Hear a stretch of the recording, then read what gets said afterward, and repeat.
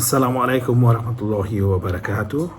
Today we're going to talk about the self-confidence, the self-esteem, and in this case in particular, the Malay-Muslim community of Singapore.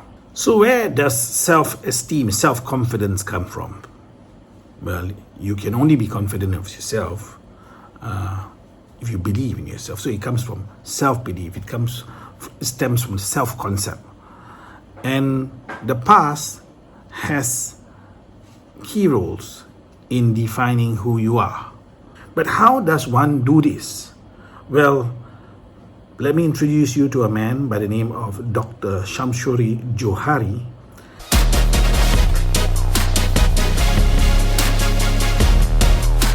This film project, it focuses on rebuilding of the Singaporean Malay identity.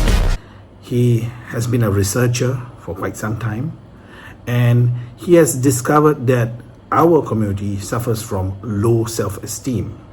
Now, to make a difference, he has gone on his personal perjuangan, his personal mission of trying to raise the self-esteem of students and the general members of the Malay-Muslim community by a very interesting visit to an island called Pulau Penyengat, which is about 5 minutes from Tanjung Pinang. Not Pulau Pinang, Tanjung Pinang in Indonesia, near the Riau Islands. I directed a series of short documentary films called the Pulau Penyengat Initiative. And I think it is important for every member of the Singapore Malay-Muslim community to watch this series. In fact, it is also important to all Malays and all Muslims of the Southeast Asian region to watch this. And then you will have a different perspective of what our history is. Now, to Singaporeans in general, Pulau Penyengat is actually the place our Sultan, the Sultan of Singapore, Sultan Hussein, came from. And if you remember, when Raffles came and smoked to the Temenggung, whose descendants now are in Johor. So the Sultan of Johor, that's the descendant from the Temenggung line. But there was someone the Temenggung spoke about, right? Which is Sultan Hussein. And in secret, actually, he came from somewhere. And where is that somewhere? It's Pulau Penyengat. So Pulau Penyengat has a very interesting connection with Singapore. It is where the Sultan of Singapore resided for many years before coming over to the island. So Dr. Shamsuri has taken on himself to a mammoth task, an uphill task, to inject self-esteem, self-confidence into the Malay-Muslim community. Now I salute Dr. Shamsuri because he's using his own money. He may have used the vehicle of a business, but he's actually doing social work. And I can tell you for a fact that he spends much more than he ever receives.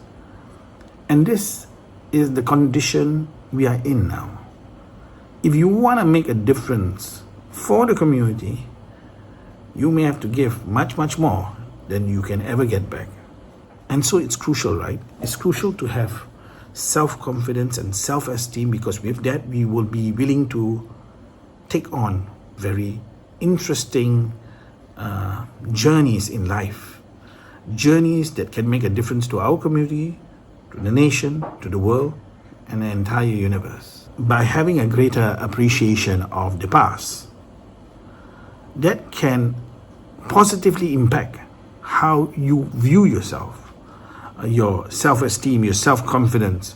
In fact, in directing this series of documentary films for Dr. Shamsuri, Pulau Penyengat Initiative, I must say that I had to do some research, and I am of the opinion now that before 1819, Singapore was already a buzzing port. It may not have been buzzing like how it was after Raffles, but it was buzzing enough for it not to be called a lazy sleeping town with a couple of fishermen, as Raffles said it was. So I believe he had to report back to the Governor General, who was based in India, and the British did not want to have any problems with the Dutch. So what did he do? And he made his report more convincing by telling, look, that Singapore was just inhabited by a couple of individuals, fishermen and whatnot. You do not place a Temenggung. Look, a sultan does not place a Temenggung on the island if there was not a critical mass of individuals who made up the community in Singapore before 1819. Correct? In fact, there was like a palace-like structure of the Temenggung on the island. So it means the narrative has to be re-looked at. I'm not saying it's all false, but I'm saying it may impact the self-esteem, the self-confidence of the Malay-Muslim community. For example, if you knew that the land that Tan Tock Seng is built upon was donated by a Muslim, it boosts self-esteem into the Malay-Muslim community, and it was by the Al-Junaid. So Dr. Shamsuri is taking students, Malay-Muslim students, adults, and anyone, Muslim or non-Muslim, interested in knowing about the past to visit Pulau Penyengat. And there you will find that we were not as backward as how we were made up to be. Would a person with a high self-esteem, self-confidence be able to climb a mountain? Sir Edmund Hillary, together with Tenzing, do you think they would have climbed Mount Everest if they didn't have enough self-esteem, self-confidence? Self-esteem, self-confidence are crucial for us to pursue anything that is risky, any difficult pursuit. You need to have some self-confidence in yourself. So in order for us as a community to break the low academic achievement ceiling, we need to take risk. What risk? Well, one is in the experimentation of teaching techniques, right? We need to try out different programs. But if we believe in ourselves and we have a higher sense of self-esteem, I think we would carry them out.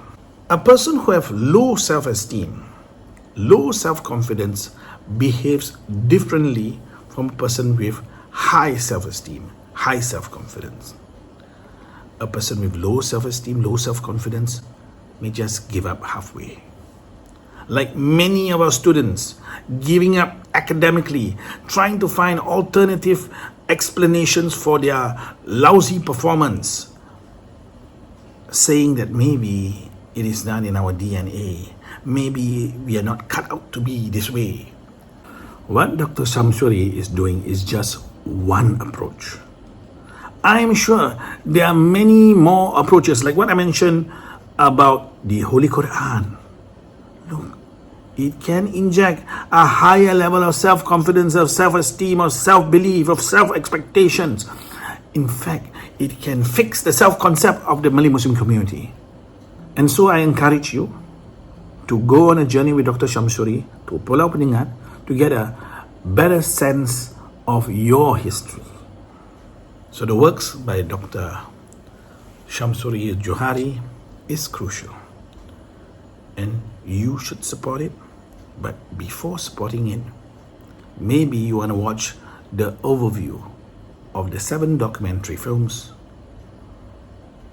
on Pulau Penyengat and the Malay-Muslim community of Singapore.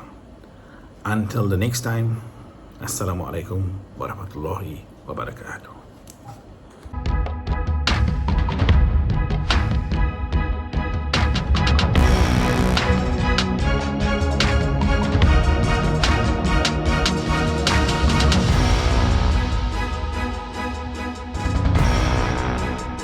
Apakah anda tahu bahawa Pulau Penyengat sangat special bagi orang Melayu Singapura? My time here in Pulau Penyengat, all I do was learning new things.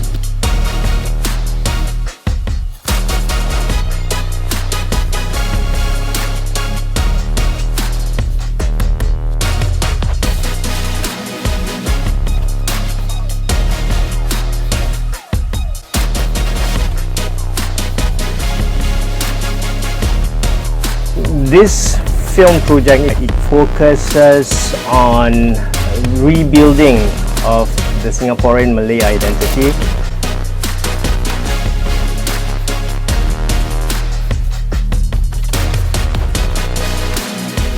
I realize that the Malay world is much richer than we think of. We always think of the Malay world as very backward.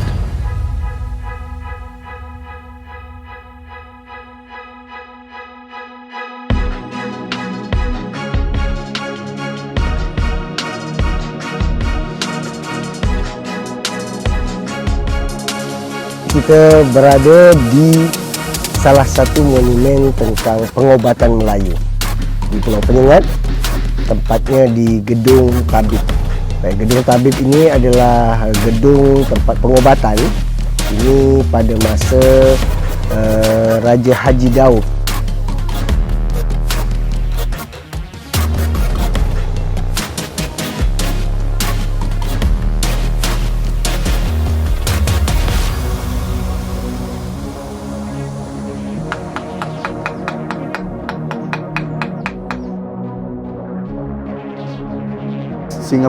Singapore young children, the kids nowadays are losing the real meaning of childhood, and that's what makes me sad, which is playing outside, outdoor activities, make a fool out of themselves, have fun.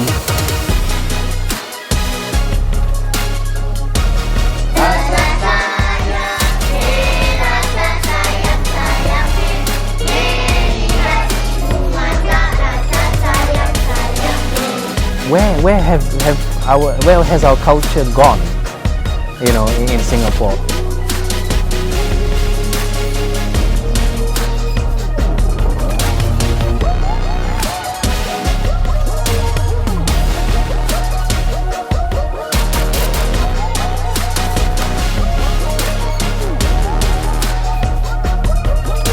Mungkin saat ini orang berfikir peranan orang-orang Melayu sangat kecil bagi dunia.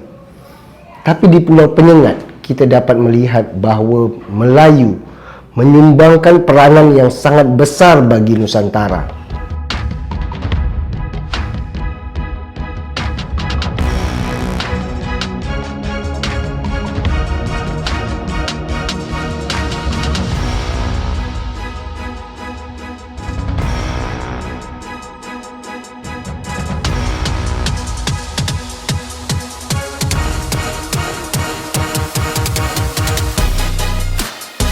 Sebenarnya dia bom begini, kisahnya tu dia bom yang api tu dia membolongkan kapal, terkena bubuk misiu tu yang Belanda mengakui ini kekalahan. Jadi itu menyebabkan sebenarnya pemimpin tinggi Batavia, jadi Gubernur Jenderal Belanda di Batavia menginvestigasi kekalahan ini.